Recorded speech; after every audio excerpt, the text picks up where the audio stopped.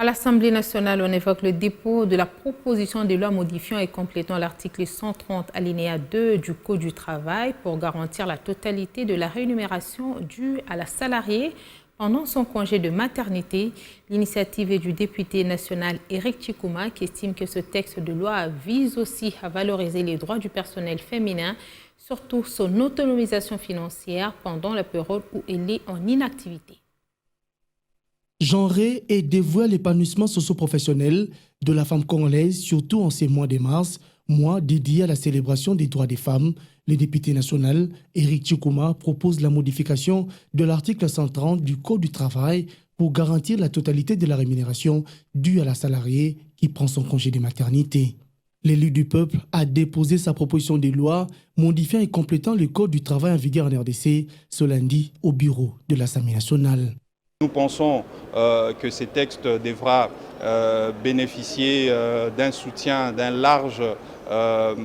d'une large majorité de femmes qui travaillent ici en République démocratique du Congo afin de pouvoir bénéficier de la totalité de la rémunération qui leur sont dues pendant qu'elles prennent leur congé de maternité. Car actuellement, avec le code en vigueur, elles n'ont droit qu'à percevoir environ 66% de leurs revenus lorsqu'elles sont appelées à accomplir leur mission sociale de donner vie pour peupler le sol congolais tel que nous le déclarons chaque jour dans notre hymne national. Jusqu'à preuve du contraire, en Afrique subsaharienne, nous sommes parmi le dernier pays qui n'ont pas encore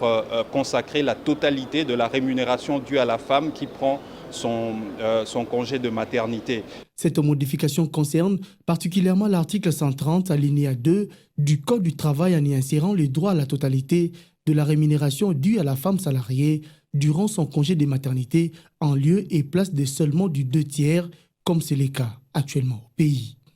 Il faudrait permettre à la femme de bénéficier de la totalité de sa rémunération en cette période où elle a le plus besoin de ses revenus, de ses ressources pour pouvoir non seulement assurer son maintien, mais aussi de l'enfant qui naît